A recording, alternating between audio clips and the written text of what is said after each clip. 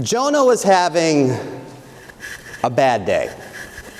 He had come to Nineveh and he had done as God had said. He had preached gloom and destruction, the overthrow of the city.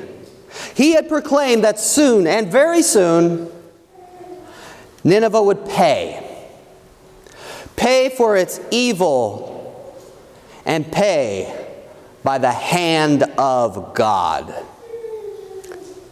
And like a guy grabbing a spot on a hill near a football stadium where you could see in for free, Jonah was ready to just kind of sit back, relax, and watch the show. And he had good reason to feel this way. Nineveh was a city, an Assyrian city, that prided itself on the slaying of the children of Abraham. If you go to the British Museum, you will see there a stone relief, a sculpture that depicts the siege of the Jewish city Lachish. The relief shows the barbaric slaying of many Jewish people, slain because the Jewish nation had refused to pay tribute to the Assyrian king, to Nineveh. And Jonah, he was ready for good reason to watch this place go down. He was ready to sit back, brush off the last of the stinky fish spit, and wait for the show.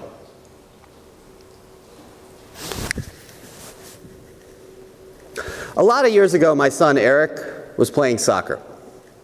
And he was still pretty little. All the kids were little, which meant a lot more time on the sidelines for me. And so I spent a considerable amount of time talking to the dads. And one of the dads had just returned from a tour, I believe, of Afghanistan. And please don't misunderstand. He's basically a really good guy. And he served his country bravely. But in regard to what I'm about to tell you, it was not his finest moment. Nor mine.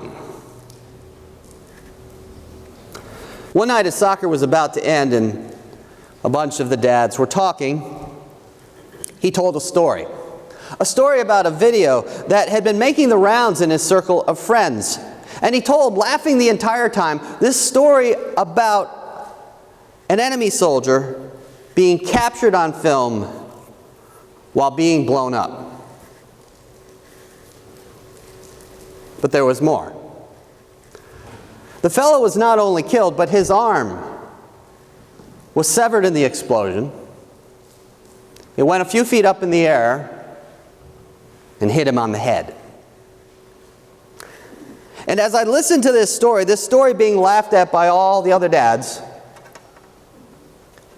I realized something I considered pretty horrible.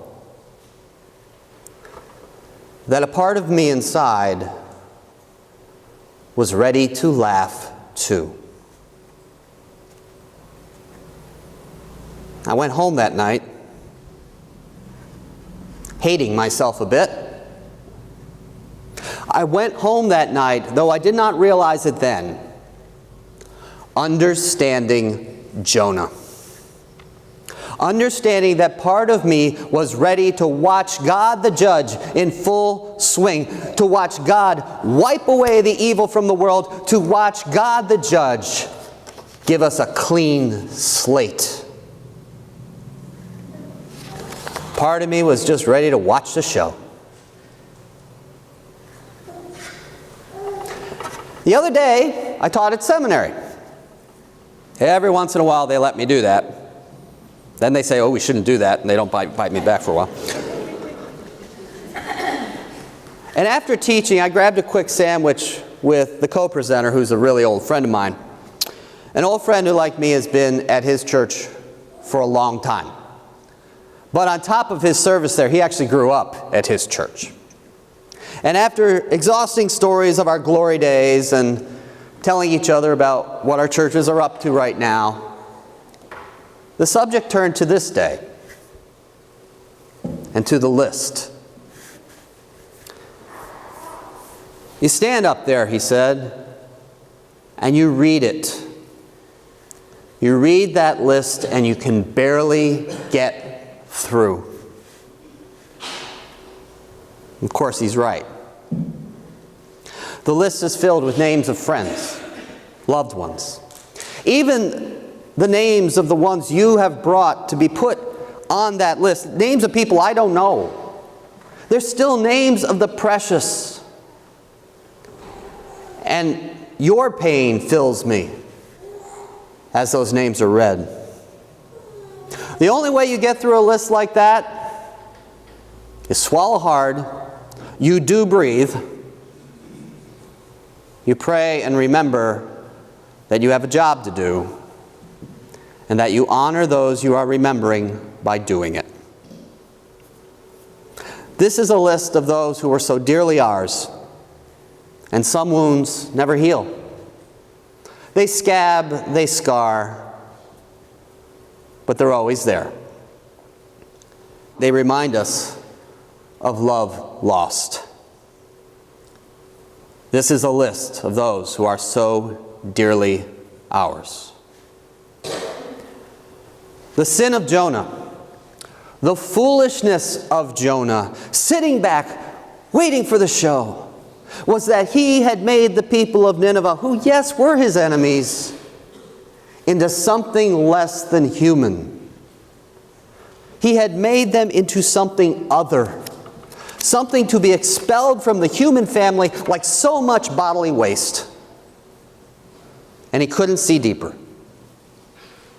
He couldn't see the love between mothers and children in that place. He couldn't see the concern of the fathers who were trying to provide for their families. He couldn't see the worry on the faces of those families when the men were sent off to war just because the king said, "You go." He couldn't see that. He could only see the injustice of the corporate city's actions. He couldn't see that the people, like all people, were just people trying to get through day to day, riding the waves of history and forces far greater than themselves. Just like I, for a brief moment, heard about a video and forgot that the life lost there was the life of a son, probably a husband, a father. And that even if this was the most heinous individual that ever lived, and not just some shopkeeper or laborer who got grabbed off the street and given a gun and told, "Go," it's most likely that great pain, injustice, and evil teaching made him evil. For a brief moment, I saw him as other. And God does not see us that way. And the word of the Lord came to Jonah as he pouted and complained and sweat and asked to die. Should I not be concerned about Nineveh, that great city, in which there are more than 120,000 persons who do not know their right hand from their left, and also many animals? Jonah had become, in the story, more concerned about a bush that had been given him shade than he was about human life. Jonah, like it or not, learned that for God there is no other, only God's children. That a list of those lost in life, when read, if you will, to God, is always a list of the precious, even if some of the individuals were really bad. Jesus encapsulated this thought in this way: love your enemies. One of the great and hard lessons of this day is that pain is universal. Loss cuts across all of the perceived divisions in the human family. And by understanding and embracing the pain that we would rather turn away from, we open a door to understanding and loving all people. Pain is a teacher. It is a hard teacher. But we seldom learn from teachers who do not challenge us. Pain strips us of illusion. The illusions we would gather around ourselves to protect ourselves, like there'll always be a tomorrow, or maybe we can push back mortality by amassing popularity, or riches, or power, or that those others, they're just others. When we find ourselves exposed and sweating and miserable like Jonah at the end of his story, illusions are stripped away, and we can become open to the great truth that the heart of God is always open, that we are never other in the eyes of God. We are open to the truth that the powerful heart of the Almighty bleeds even as our hearts bleed, and that God's love, a love beyond comprehension, ensures the promise that this is not the end, that there is life, and that we will know that life and that joy together. We are God's own, and God never loses God's children. There are some beautiful murals in Philadelphia. We saw a bunch of them as we served with Broad Street Ministry and our senior high youth this summer. And one day, Steve, my small group leader, explained one of them to us. It depicted a feast on a hill.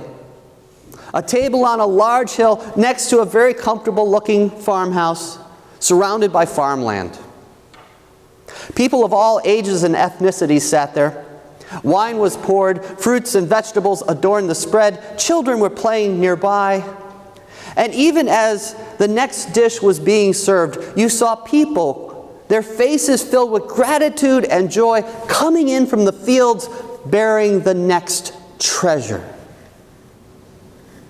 And Steve explained to us that this was a picture of community, a picture that shows our dependence on the earth, a picture that shows us that when we cooperate, joy can be shared. And I smiled a little inside.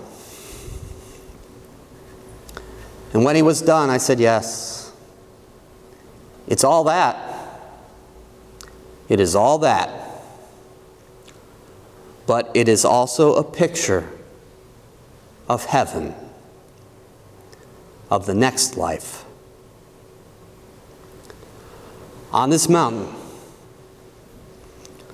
the Lord of hosts will make for all people a feast of rich food, a feast of well-matured wines, of rich food filled with marrow, of well-matured wines strained clear. And he will destroy on this mountain the shroud that is cast over all peoples, the sheet that is spread over all nations. He will swallow up death forever. Then the Lord God will wipe away the tears from all faces, and the disgrace of his people he will take away from all the earth. May it be so, as it always is so, as it always will be so.